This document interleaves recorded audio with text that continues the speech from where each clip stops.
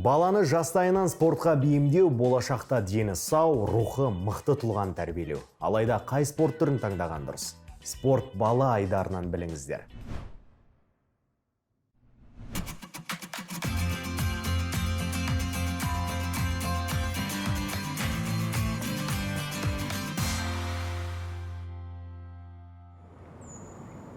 Сіз білесіз бе, әлемдегі ең ұзын шаңғы 534 метр. Тіпті шаңғышылар оны сынап та үлгерген.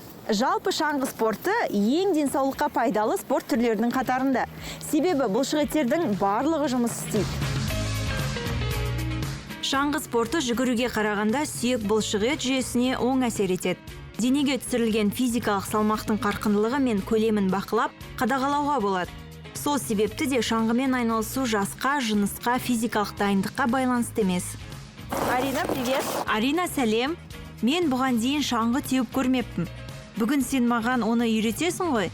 Неден бастаймыз? Қалай қозғалған дұрыс? Мы с вами начнем классика. Үйренуді классикадан бастаған жөн. Қазір біз даблполинг қимылын үйренеміз. Даблполингте тек қана қолымыз жұмыс істейді, аяғымызды қозғалтпаймыз.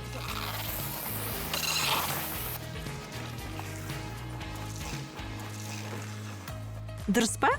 Иә, яғни бұл қадамсыз қимыл деп аталады. Тек қолымыз ғана жұмыс істейді ме? Иә, осы қимылды жасау үшін қолға арналған жаттығуларды жасаймыз. Шаңғы спортына баланы 9 жастан беруге болады. Бұл спорт түрінің гимнастика мен мәнерлеп сырғанаудан айырмашылығы жас талғамауы. У нас же, получается, зимой в основном лыжные тренировки. Қыста негізінен шаңғы теуіпмен айналысамыз. Жазда роллерлі шаңғы теуіп, жүгіру, жүзу, ұзындыққа секіру, теннис сияқты спорттың түрлерімен шұғылданамыз.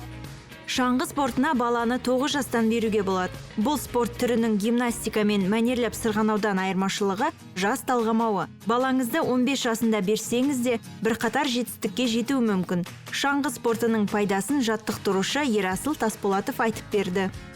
Балаларды далада көп жүреді, жебеді. Бұл қазіргі заманға байланысты иммунитеті мықты болады балалардың. Балалар келген кезде, егерде бала кішкене салмағы артық болса, немесе салмағы төмен болса, шаңғы тебу ол баланы өзінің нормасына әкеледі. Егерде бала шаңғымен айналысып, келешекте басқа спорт түріне көрсе, ол өте басқа балалардың көріп бір басып жоғары болады. Шаңғы тебуден көбінесе кісілер ойлайды, ол егерде бала бой аласа болса, жарамай қалады, немесе бой биік болса, жарамайды. Жоқ, қандай бала болса да келе береді.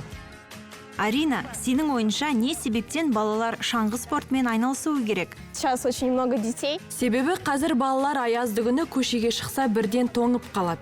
Қыңқылдап, қыңырлана бастайды. Ал шаңғымен айналыссаң, бойың суыққа үйреніп шынығасың. Керісінше аязды ауа райын ұната бастайсың.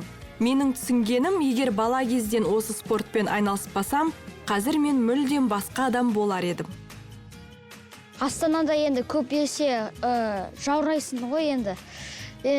Специально спортқа бағам ғой. Шаңғыма ұнады. Рекордтар қойын кереді мировой шаңғыда.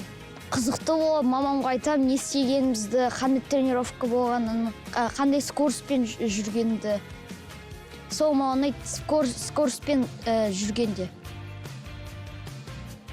Бір ай болды қатысып атқанымызға. Балалар өзі сүйсініп қатысып, ботанический садтың ішінде жүр. Ары бері жүреміз, таңғысына обязательно жүреміз, ерте тұрып жүреміз. Қызығып көрді, мама мен қатысам осыған, лыжаға қатысам деп. Соңғы өзі ютубтан көрді, прям адреналин көрді, лыжаның кереметтігін көріп. Қатты суық қой деп айтасың ғой, жоқ деп суыққа да, боранға да қарамай қатысам деп келіп тұрады өзі. Спорт мектебінде балаларға шаңғы арнайы аяқ киім және таяқ тегін беріледі. Шаңғыны баланың салмағы мен бойын ескере отырып таңдайды. Балаңыз шаңғымен кәсіби түрде айналысын десеңіз, қымбат кәсіби құрал жабдықтар алғаныңыз дұрыс. Ал денсаулығы үшін айналысса, онда құрал жабдықтар қолжетімді бағамен сатылады. Шаңғы спортының артықшылықтарына қарамастан кемшіліктер де бар. Тек бір маусымда, яғни қыста ғана жаттығуға болатындығы.